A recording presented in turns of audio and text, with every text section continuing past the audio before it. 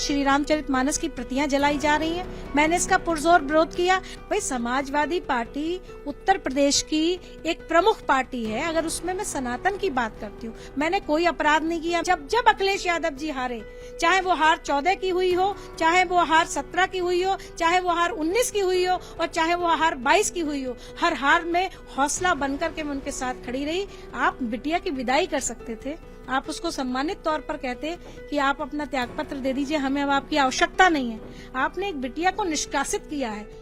कल शाम ट्विटर पर समाजवादी पार्टी के आधिकारिक ट्विटर हैंडल पे पोस्ट किया जाता है कि आप दिखा देते हैं आपको कि रोली तिवारी मिश्रा और ऋचा सिंह को समाजवादी पार्टी से निष्कासित किया जाता है। हमारे साथ खुद डॉक्टर रोली तिवारी मिश्रा मौजूद हैं।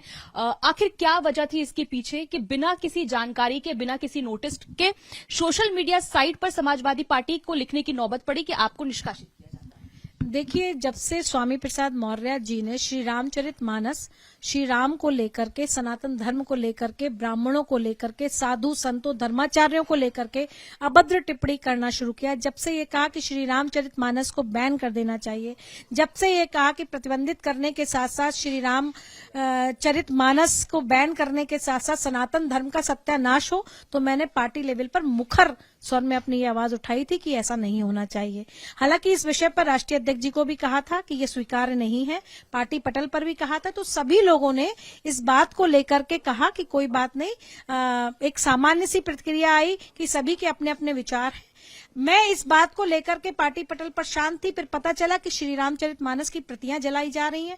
मैंने इसका पुरजोर विरोध किया। लेकिन जब मुझे लगा, जब उनको राष्ट्रीय महासचिव बना दिया गया, तब मुझे लगा कि जिस तरह से ट्विटर पर, सोशल मीडिया पर और तमाम मीडिया के सामने वो श्री रामचरितमानस का विरोध कर रहे हैं, तो अब हमें मुखर स्वर में उनका विरोध करना चाहिए। रोली जी, क्या आपको इसके पहले जानकारी थी क्या ऐसा हो सकता है? आप जिस तरह से बता रही हैं, आप काफी मुखर होकर अपनी बातें रख रही थी और जिस तरह से मौर्य साहब ने रामचरितमानस को लेकर काफी अपमानित टिप्पणी भी की थी, तो आपको लग रहा था कि आपके लिए इस तरह का स्थिति जो है वो बन सकती है पार्टी में? मुझे बिल्कुल नहीं लग रहा था। यहाँ तक कि कल शाम को 6, साढ़े 6 बजे के करीब हमारी राष्ट्रीय महासचिव, प्रमुख राष्ट्रीय महासचिव आदरणीय श्री रामगोपाल यादव जी का एक बयान आया था। मीडिया ने उनसे पूछा था कि आपकी पार्टी में 2 तरह के विचार आ रहे हैं, एक श्री रामचरितमानस के समर्थन में और एक विरोध में स्वर उठ रहे हैं। तो उन्होंने कहा था कि ये भगवान शंकर की बारात है, एक राजनीतिक दल जहां बोलने की स्वतंत्रता होती है, भगवान शंकर की बारात है, यहाँ तमाम तरह के नेता हैं और हम सभी की स्वीकार्यता है और सभी की आवश्यकता है। रोली जी, क्या आपको लग रहा है क्या कि समाजवादी पार्टी में सनातन धर्म को लेकर एक तरह का विरोध है? देखिए, अभी तक तो मुझे नहीं लगता था, क्योंकि मैं सदैव सनातन की बात करती हूँ, ब्राह्मणत्व की बात करती थी, समाजवादी पार्टी का मुखर चेहरा हुआ करती थी।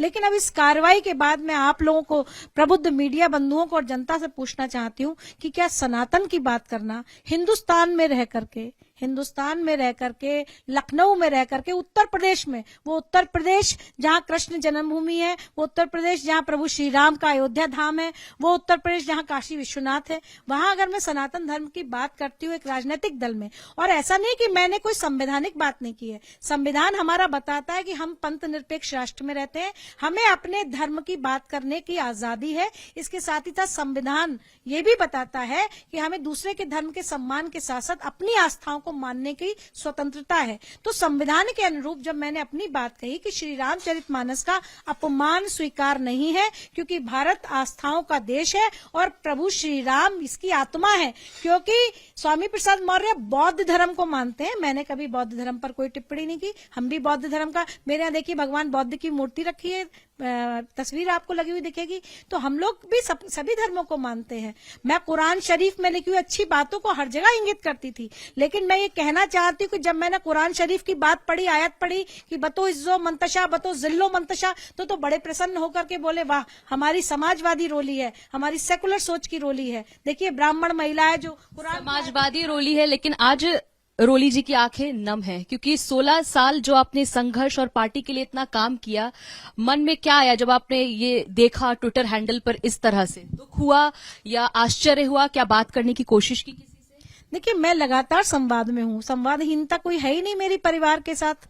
मैं अखिलेश यादव जी से, रामगोपाल चाचा से, शिवपाल चाचा से, जब नेताजी थे तो नेताजी से, सभी के साथ मेरी कोई संवादहीनता नहीं है। मुझे इस बात का अफसोस है, दुख है कि आप इतने बड़े राजनीतिज्ञ हो गए, आप राजनेता हो गए, आपने परिवार की बच्ची को ट्विटर पर 2 लाइन लिख करके, मैं आपको बता देती हूँ, आदरणीय अखिलेश यादव जी सुना है इस समय इंग्लैंड में है, इससे पहले भी एक बार वो इंग्लैंड में थे, आगरा एटा के पास एक सकीट गांव था, वहां एक लड़की का रेप और मर्डर हुआ था। मैंने अखिलेश यादव जी को इंग्लैंड में मैसेज और फोन किया था और अखिलेश यादव जी ने इंग्लैंड से मुझे मैसेज और फोन करके कहा कि तुम तत्काल वहां जाओ और इस पर बात करो जाकर के, और उन्होंने तुरंत एक कमेटी गठित करके मेरे साथ भेजी थी। तो अखिलेश यादव जी इंग्लैंड से भी मुझसे चर्चा करते थे, बात करते, ऐसा तो पहले हुआ नहीं कि नहीं उन्होंने बात किया।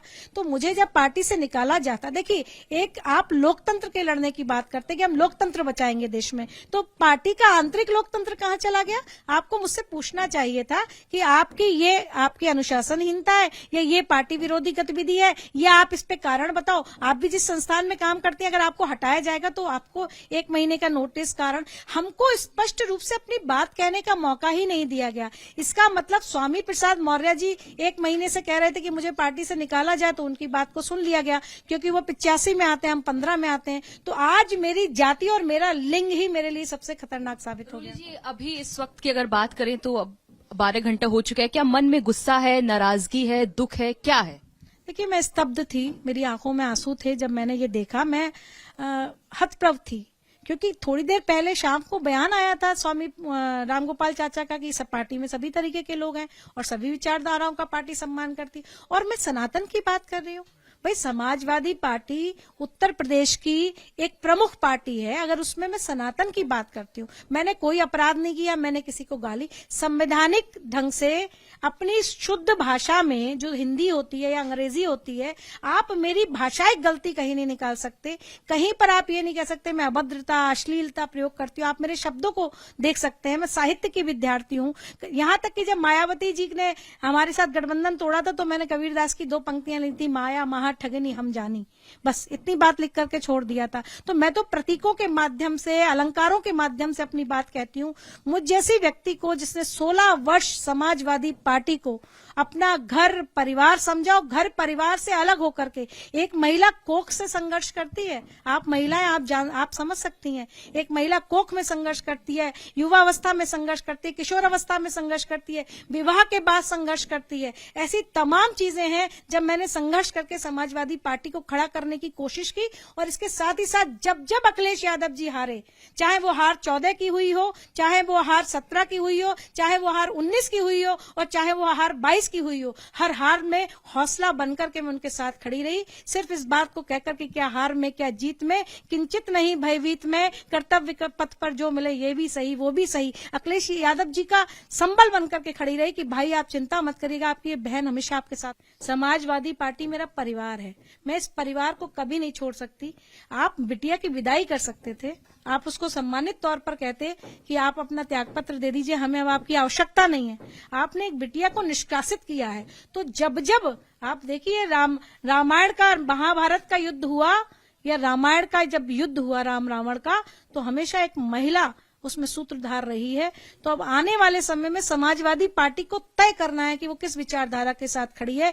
इस भारत में राम कृष्ण बाबा विश्वनाथ की धरती पर समाजवादी पार्टी सनातन के साथ खड़ी है, श्री रामचरितमानस के साथ खड़ी है, या सनातन द्रोही, राष्ट्रद्रोही, धर्मद्रोही, रामद्रोही स्वामी प्रसाद मौर्य के साथ खड़ी है।